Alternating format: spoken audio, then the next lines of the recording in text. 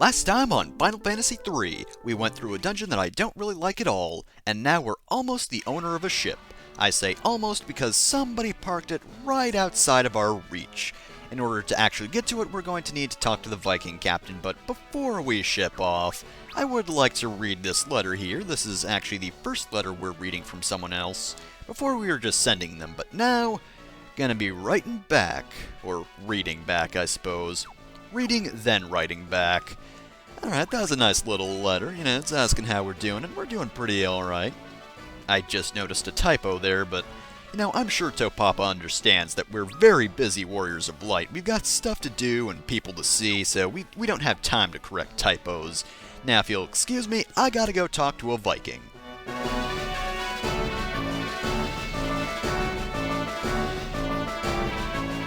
The Vikings will never forget what you have done, even though we don't actually know what you did. We didn't see it, and you just kind of came back and didn't talk to us. What'd you even do? Did you kill the dragon, or what?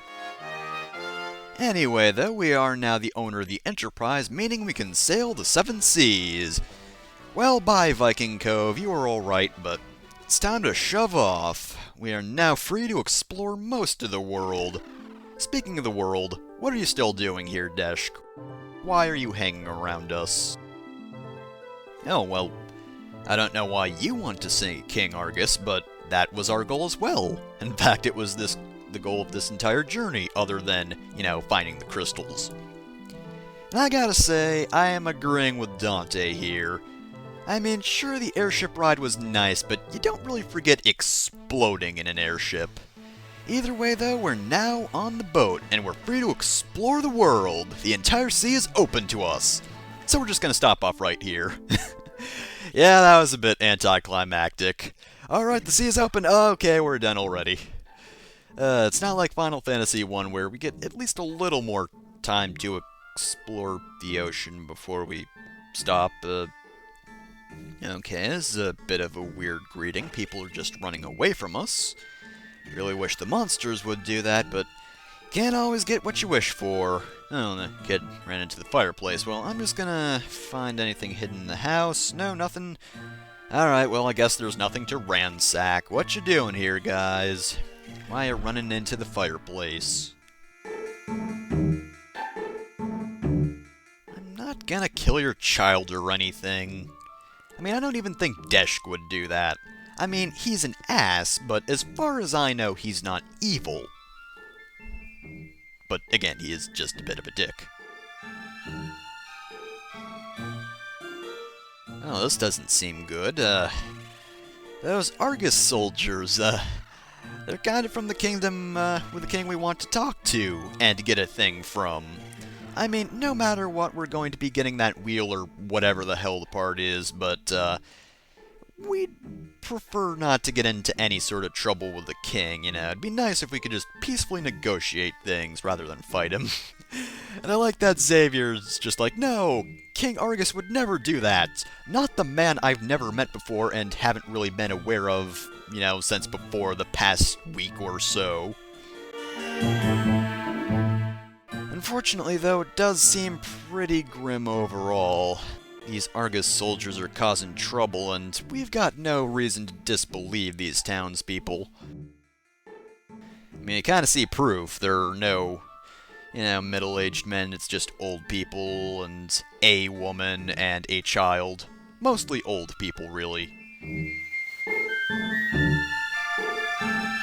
Yeah, sure, right, a giant tree in the desert. Whatever you say, old man, whatever you say.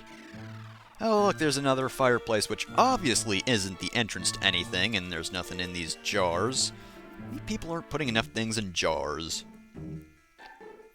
Oh, alright, I like where this is going. I mean, I would have taken this stuff anyway, but since I have permission, I don't have to feel guilty about it. Wouldn't feel that guilty if I just took them, but... But I mean, if they're gonna tell me I can take this stuff, then I'm gonna take the stuff, no problem. Yeah, the houses look slightly worse than they normally do. Oh no, the horror. Alright, let's see what they got for me. 2 chests, really? Got a serpent sword, that's not bad. Kenpo G, that's equipment for monks, and the Sonic Knuckles. Personally prefer the Sonic 3 and Knuckles, but, you know, can't have everything.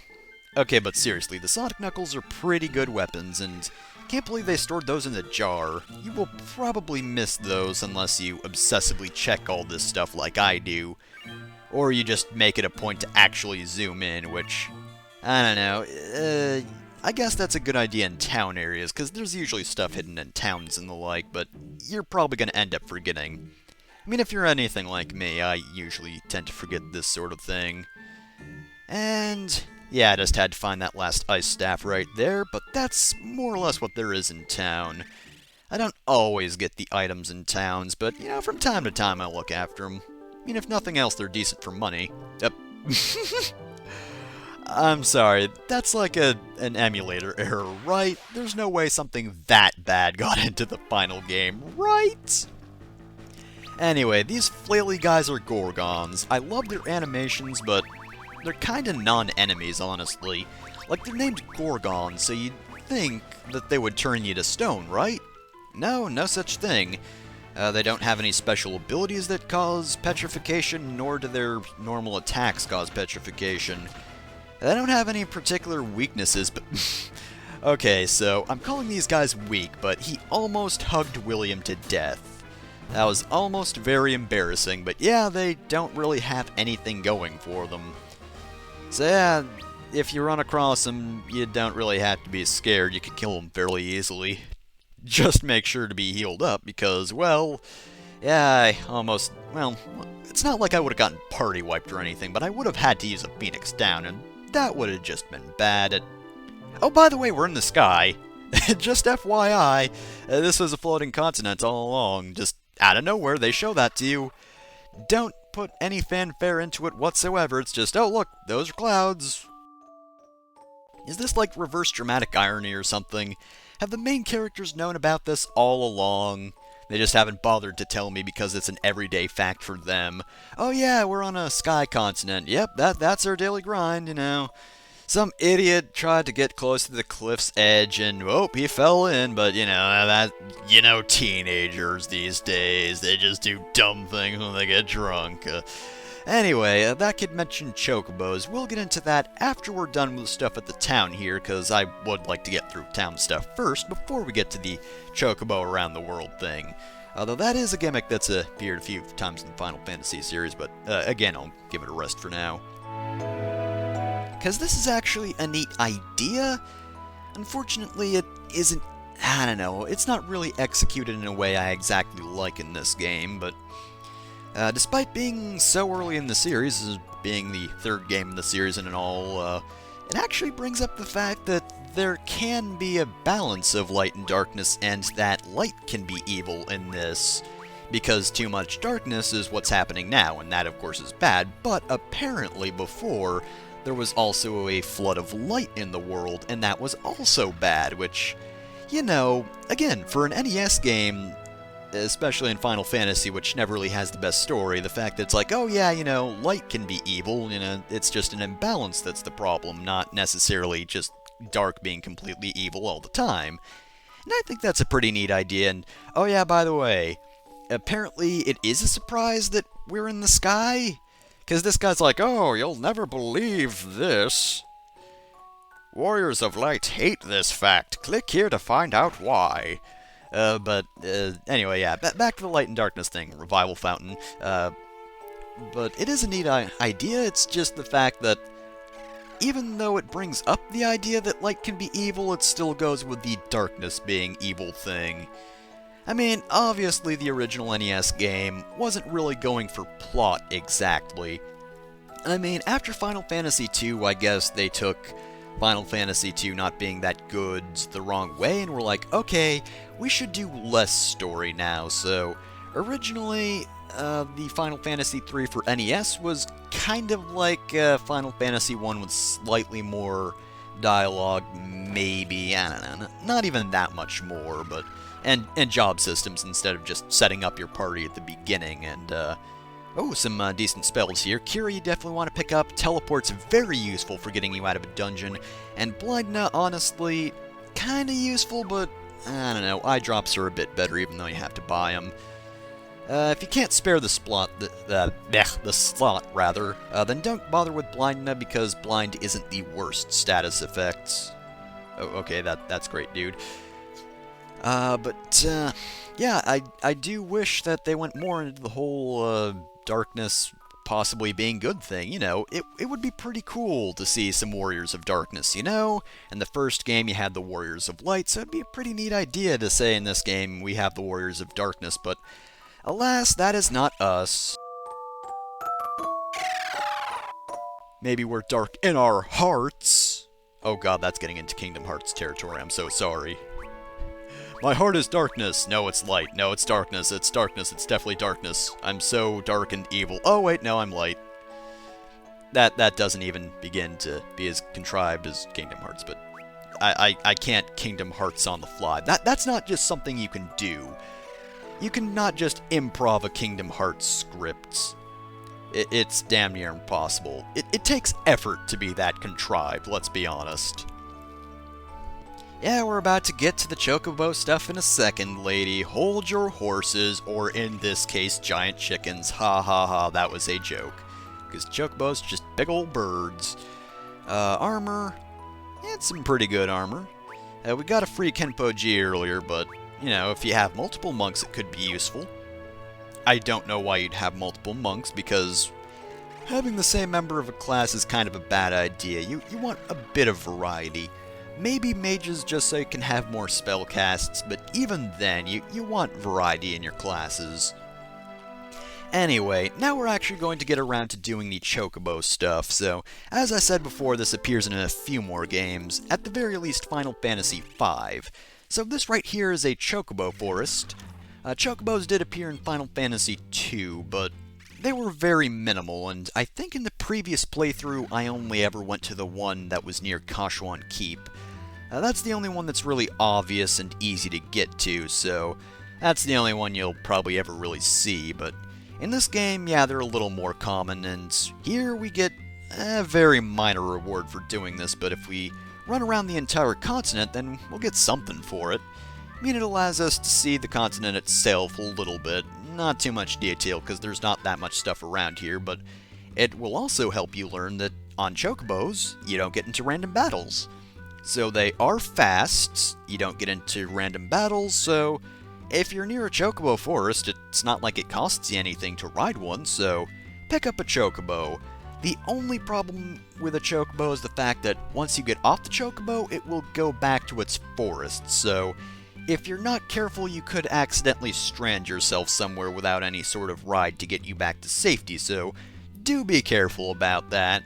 Then again, as I said before, there's not really much you can ride to that will put you in any sort of imminent danger. And easily enough, we are pretty much done. Like right around here, I believe, is where... Yep, here we go. I don't know if you have to be so exactly near the cliff edge. I'm gonna guess that's a no. You can probably be pretty far away from it, but whenever that challenge comes up in Final Fantasy, I like to literally stick to the walls or edge of the continent or whatever. And our prize is... Gnomish bread. Yeah, not even anything useful, just gnomish bread. Here, you can see a map once. Yeah, that wasn't really worth it, but hey, we got to see what Chocobos are like, and I am going to be riding one now. Oh, look, I suddenly changed to Dante. I wonder why, and for some reason he's a thief now. That's so strange. Anyway, Chocobo, he's going to take us back to our boat, which is pretty nice, because it's not like there are any hugely threatening enemies in this desert. We saw our competition earlier, but, you know, fast way, always the good way. Well, now that we're here, why don't we pay a visit to King Argus in his castle? Because apparently he's been causing trouble, and as the Warriors of Light, I don't think we can really stand for it. Plus, I'd really like to get that airship. We do have an enemy encounter with that guy, the Hermit. He is so excited, he's just constantly nodding. Yeah, I love that animation so much. Deshka's gonna help out. Like most seafaring enemies, he's weak to lightning, because of course he's a water-type enemy. And his attacks may inflict poison. That is unlike most water-type enemies, because they just usually do damage, but this guy can poison you. Nothing else, though, no sort of spell or anything. So be wary of poison, but honestly, I think he usually appears alone, so he's not a huge threat to my knowledge. I mean, even if he appeared with something else, he wouldn't be that bad, but yeah, easy enough enemy. Right, this right here is King Argus's castle. Alright, guys, what are you doing? You're pillaging villages wherever you happen to be? That's weird. I would have thought we'd run into him by now. There doesn't seem to be anyone in this castle. I mean, usually they're just guarding the front entrance, but nobody here. I mean, you can open this wall up, and I guess since the Argus soldiers are evil, I don't have to take any sort of shame and... oh, jeez. They have an excellent defense mechanism. Depth perception. Oh, but seriously, yeah, I don't have any problem stealing this stuff. I mean, this is probably just stuff from the villages that they've stolen, so I'm just taking it back. I'm not going to take it back to the villagers, but that's an entirely different matter. We're getting a whole lot of gil here. Just tons and tons of it. Ooh, how much are we going to get here? Oh, that's just 100. That's a little more disappointing. And the final chest is... oh, another 100 gil. I probably should have opened those in reverse order. That would have been a little less anticlimactic that way. Right, around here I believe we'll... yep, see some doors. This is where the thief ability comes into play. It can unlock certain doors on the world map. There really aren't that many in the game, honestly. It's also pretty useful to have a thief here because there are no random battles in Argus Castle, so you are going to have to do a lot of battles just to readjust to your other class when you probably switch back unless you use thief a lot anyway. But nonetheless, in the castle itself you won't have to worry about it. Plus you're probably close to your boat, so it's kinda safe there, though. Honestly, you should do job adjustment near a town just so you can run back and get some healing if need be. Though if it's only one character adjusting to a job, it's really not too bad. Getting a whole lot of stuff as well, including books of fire and the like. Oh boy, and oh, scholar robe. Ooh, I wonder what this is for. It's like this is going to be useful for something, and something I really don't care for at all. Oh boy. We don't have to worry about that now, though. Oh, and if I didn't mention it in the job introduction video, the thief does have to be on the overworld in order to unlock the doors. If you have a thief in your party, but you have, like, I don't know, a warrior or something out in the front lines, then the doors won't open. But yeah, I've just made the magic keys completely useless, because I could just casually walk around and unlock doors, and this definitely seems like a room that should have been full. This is definitely strange. I mean, I guess if they really are evil, we don't really want to run into them in their home base, but nonetheless, this is also very strange. All this treasure in this castle, and yet none of it was guarded, and here we have some sort of meeting room, and it's also empty. We're not even discussing strategies of what to pillage next. That's what I've been saying, Desh. Keep up.